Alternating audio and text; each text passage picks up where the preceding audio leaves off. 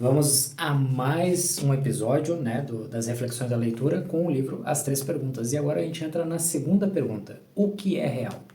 Então, lembra de curtir, de comentar, de compartilhar, tá? E se você não segue o canal, siga, para que você possa ajudar no engajamento do canal, para que seja entregue para mais pessoas, certo? Então vamos começar com o capítulo 9, a segunda pérola. O que é real? Você saberá o que é real quando aceitar o que não é real. Quando aprendemos a desafiar nossas histórias, temos uma noção de quem não somos. Observando, conseguimos nos tornar conscientes da verdade. Podemos ver tudo de um ponto de vista infinito. Você se acostumou a se ver como um produto da vida e talvez até como uma vítima das circunstâncias. Ao desviar sua atenção, pode ver de outra perspectiva. Você é o artista dessa criação. Você é a energia em si. Ao fazer a pergunta o que é real, estamos desafiando o que achamos que sabemos. Nada é como imaginamos. Mais uma vez, pense no cérebro como um espelho. Se nossas mãos alcançassem uma imagem no espelho, tocaríamos o vidro. Não a coisa cuja imagem ele reflete. A mente usa informações recebidas pelo cérebro para criar uma imagem da realidade. O pensamento é o reflexo. Se tentássemos alcançar fisicamente um pensamento, não conseguiríamos. Olhamos em um espelho para ter uma ideia de como nosso corpo parece. Dependemos de um reflexo preciso, mas sempre obtemos algum grau de distorção. A mente reflete a verdade de seu modo particular. Vê através do filtro de ideias e opiniões existentes. Vê o que foi ensinado a esperar.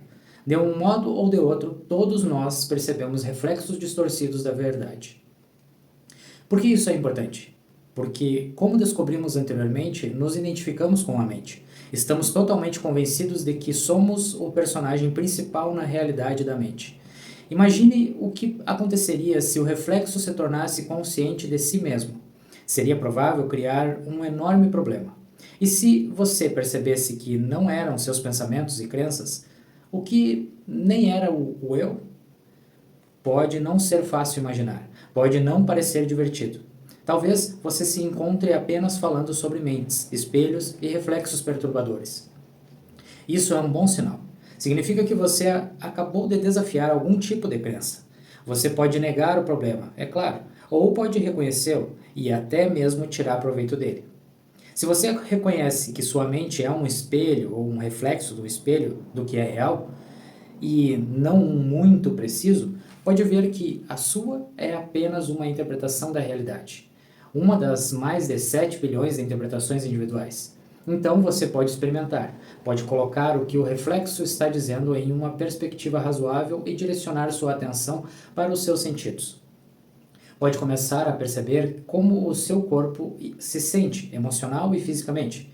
Esses sentimentos vêm de uma lembrança? Estão reagindo a uma narrativa em andamento? O que você está dizendo a si mesmo e por quê? Quando você não está pensando, seu corpo está livre para sentir, sem sua interferência. Ele irá regular o estado emocional por conta própria. Conseguirá dizer quando algo estiver fisicamente errado e você perceberá. Você conseguirá modificar suas reações habituais, como raiva, indignação e medo. As emoções irão informá-lo e é o que as emoções devem fazer. Nenhuma delas deve se tornar viciante ou crônica e deixá-lo doente. Imagine o que pode acontecer. Imagine encontrar automaticamente o equilíbrio emocional. Imagine verificar seus pensamentos o tempo todo, não importa o que esteja acontecendo ao seu redor. Parece engraçado, mas por não pensar muito, você vai se aproximar de responder a pergunta: o que é real? Ao perceber sem pensar, você notará o que não é nem nunca foi real. A percepção pura não é sobre o que você diz a si mesmo. Não depende do que as outras pessoas lhe dizem. Pare de pensar e conseguirá observar, ouvir e sentir. A verdade é óbvia em tudo que você vê e experimenta. Mantenha-se quieto por um momento. Consegue ouvir a voz do eu comentando sobre este momento? Pode estar explicando o que você está lendo agora ou planejando o que fazer quando parar de ler. Pode ser uma distração fazendo comentários sobre outras pessoas, o que ela fez, o que disse. Talvez esteja desfrutando de conversas que não aconteceram e que provavelmente nunca acontecerão. Seus pensamentos seguem um enredo, geralmente com começo, meio e fim. A história inclui personagens familiares a maioria das quais você acha que conhece bem. Sua realidade é preenchida por outros personagens, não tanto pelas pessoas reais, mas pelas coisas que você acha que sabe sobre elas. Eventos acontecem, as pessoas existem, mas a sua compreensão delas é o material dos sonhos. Estamos todos sonhando a realidade. Quando estamos acordados, nosso sonho é tipicamente baseado em eventos reais, mas cada um de nós interpreta os eventos de forma diferente. Vemos e ouvimos coisas de acordo com nossas crenças e suposições peculiares. Como vimos, todos acreditam no presidente. Não importa o que ele ou ela esteja dizendo. E todos nós obedecemos às leis que existem dentro da nossa realidade pessoal. Adormecidos ainda estamos sonhando, mas as leis são diferentes, se é que existem. A lei da gravidade pode não existir em nossos sonhos adormecidos. As leis da física são ignoradas e a lógica básica se torna irrelevante. O sonho desperto segue leis físicas e leis sociais e cívicas, mas os sonhos adormecidos felizmente as ignoram. De qualquer forma, estamos sonhando, fazendo impressões distintas e separadas desse momento, onde quer que estejamos e o que quer que estejamos fazendo. O momento é real, mas estamos contando nossa própria história sobre isso. Essa é a maravilhosa magia da mente humana, transformar coisas reais em símbolos e interpretações. No entanto, não devemos esquecer que o corpo corresponde emocionalmente ao nosso tipo de magia. O sonho desperto pode ser dominado, assim como podemos alterar o curso do nosso sonho noturno.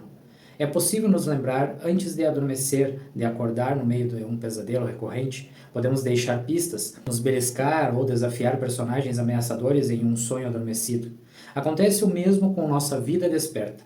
É simples o suficiente para nos lembrar de que estamos sonhando o tempo todo, mesmo quando passamos por um dia normal.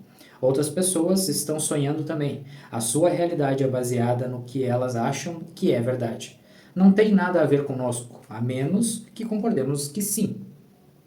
Todos têm o poder de conduzir a própria realidade em uma nova direção. Todos têm a chance de alterar sua mensagem. Criamos a ideia de que nós mesmos ouvimos as opiniões das pessoas mais próximas. Elas nos contaram sua versão de quem somos. Não podemos mudar a forma como os outros nos percebem, e não é importante tentar. No entanto, podemos assumir o comando do nosso próprio sonho.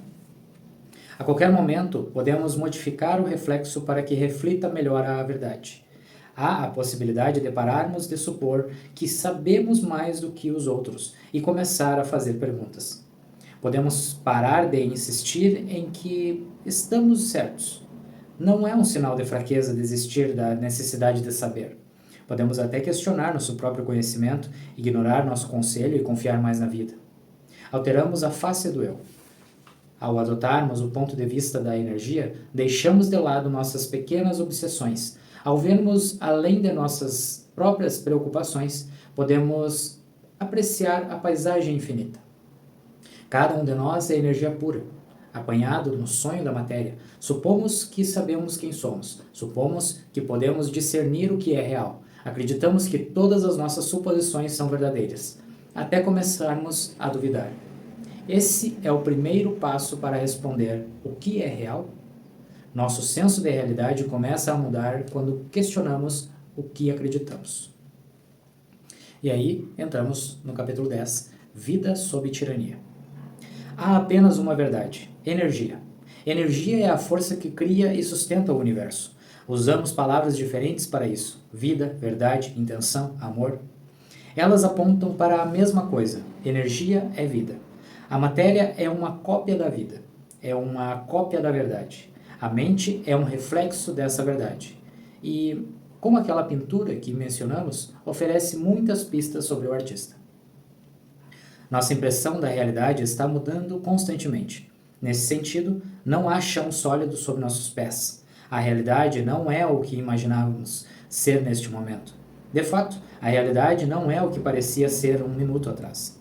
Será algo mais daqui a um minuto, daqui a uma hora, e não vai parar de mudar. Gostaríamos de pensar que ela é fixa, sólida. Gostaríamos que nossa impressão da realidade fosse a impressão de todos. Gostamos de nos sentir seguros, sabendo que o mundo é o que achamos que é. Mas as impressões mudam, não é? Tudo muda, se transforma, quer percebamos ou não. A personagem principal também muda constantemente. Tudo começou quando éramos crianças, aprendendo a falar e depois a pensar. Pensar é o ato de conversar consigo mesmo. Imitamos outros personagens, dizendo o que eles disseram e pensando o que pensavam, até que nos sentimos confiantes para narrar o nosso próprio sonho. O eu que imaginamos inicialmente não era o eu que ia ao jardim da infância, aprendendo a interagir com outros eus. O eu não é que era naquela época, ou o que se tornou na faculdade, ou o que era quando nos casamos, ou o eu que agora é pai ou mãe mal consegue se lembrar do eu que era solteiro. A pessoa que achamos que somos mudou ao longo dos anos. À medida que acumulamos experiências e processamos novas informações, ela agiu de forma egoísta e de forma generosa. Tem sido imprudente e tem sido responsável.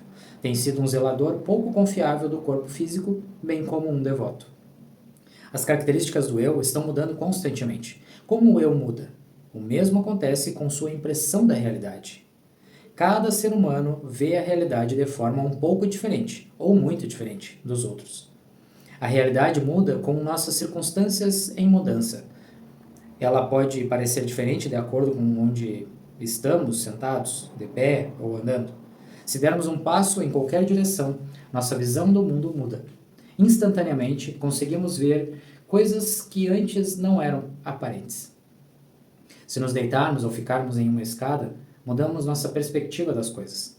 Se estivermos andando de bicicleta ou dirigindo um carro, as cenas voam em velocidades diferentes. O que chamamos de realidade é mais um espetáculo de imagens em movimento. Mude o país, idioma ou cultura, o nosso senso de realidade é um choque. Nada cheira do mesmo jeito ou parece o mesmo. Ninguém fala como nós. Nossas menores rotinas são interrompidas.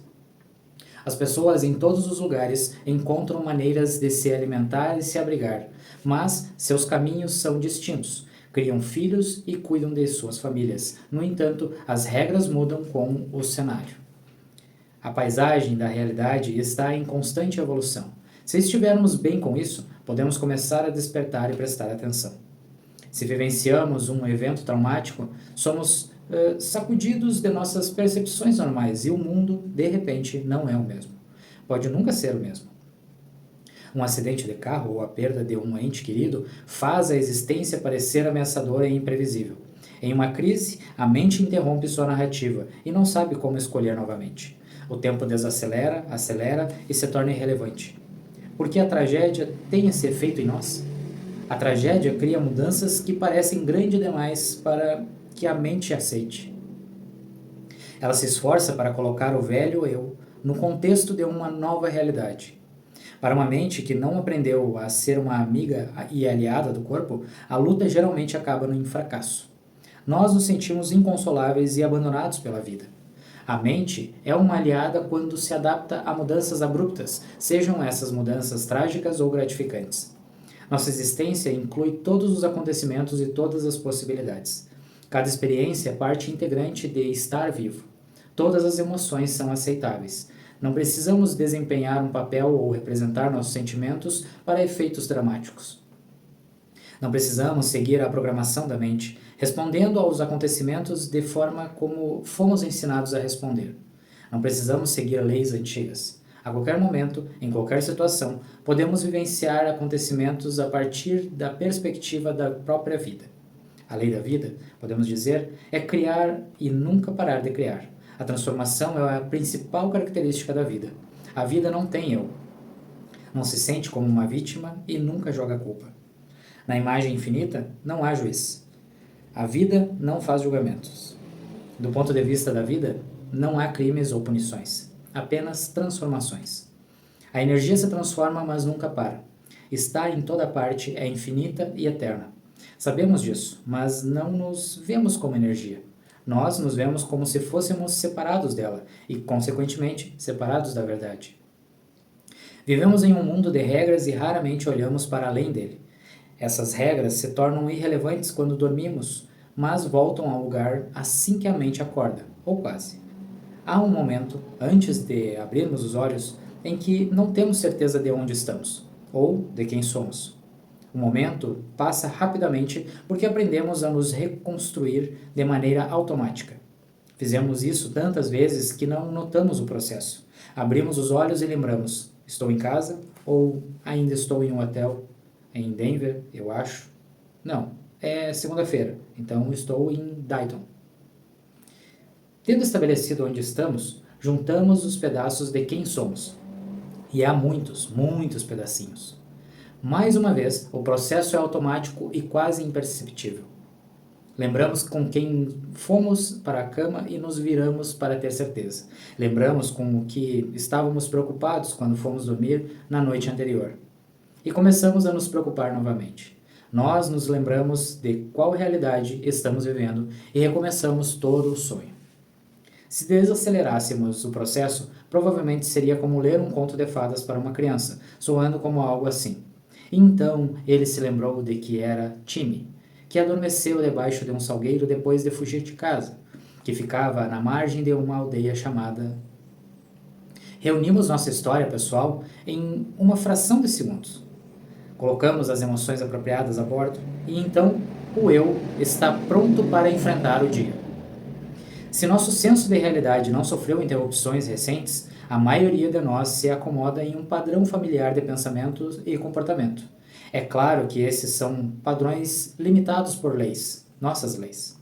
Como crianças pequenas que esperam sofrer bullying na escola, acordamos na maioria dos dias com uma vaga sensação de culpa.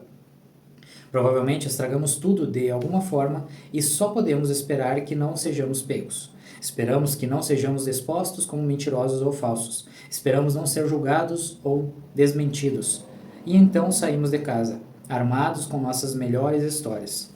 Com todas as nossas defesas, ainda assim não evitaremos conflitos. Certamente nos confrontaremos com outras opiniões e ofenderemos outros sentimentos. De vez em quando, mesmo os melhores de nós ficam na defensiva, e até agressivos. Até mesmo a pessoa mais tranquila pode ser provocada. De vez em quando, até o presidente mais honrado age de maneira insensata. Às vezes, governamos miseravelmente o nosso mundo, decepcionando a nós mesmos e as pessoas com quem nos importamos. Podemos até, de modo descuidado, iniciar uma guerra. Enquanto a guerra continuar em nossa cabeça, nossos relacionamentos com os outros estarão comprometidos.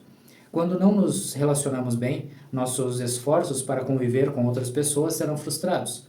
Nossas tiranias particulares e internas se transformam em tiranias públicas, e logo os membros da família estão brigando, amigos se afastam e comunidades inteiras estão em conflito. Todo mundo precisa estar certo, todo mundo está gritando e ninguém está ouvindo. Ouvir é essencial, precisamos nos ouvir primeiro. É importante aprender o idioma específico de nossa mente. Mesmo em silêncio, ela usa palavras para acusar e desmoralizar o corpo. Palavras que aprendeu há muito tempo. Que idiota, dizemos a nós mesmos. Sou tão artificial, sou horrível, sou um esquisito. Estamos ouvindo isso? O desrespeito é claro e será refletido na forma como os outros falam conosco. Se ouvirmos, podemos mudar a maneira como nos comunicamos com nós mesmos. Podemos até mesmo basear essa relação em respeito. Onde está a compaixão que estamos naturalmente inclinados a ter por um amigo, uma criança ou um animal de estimação? Está lá, é claro. No entanto, nunca aprendemos a tratar nosso corpo tão bem quanto a um cachorro de estimação ou um gato. Podemos facilmente escolher nos dizer coisas como: qual é? Você é incrível, mas agora está cansado. Podemos nos desculpar após um xingamento, dizendo ao corpo que sentimos muito pelo insulto. Podemos rir de nós mesmos com carinho.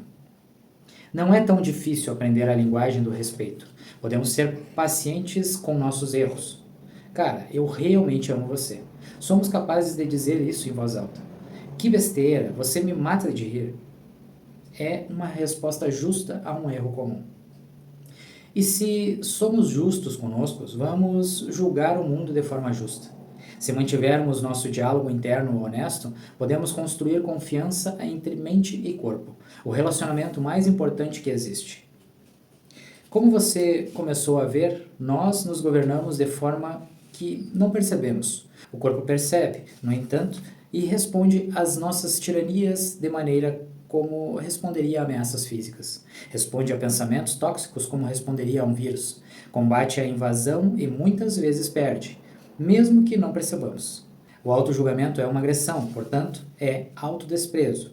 É um ataque ao corpo para que tenhamos pena de nós mesmos, para que nos preocupemos ou fiquemos obcecados. A coisa mais importante, mais surpreendente sobre o corpo é que ele se recupera da maioria dos abusos por conta própria. Cortes cicatrizam, ossos quebrados se emendam, doenças são atacadas e derrotadas.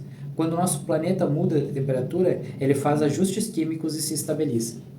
Nosso corpo faz o mesmo. No entanto, se as agressões ao corpo forem constantes e negligenciadas, o dano pode se tornar irreversível.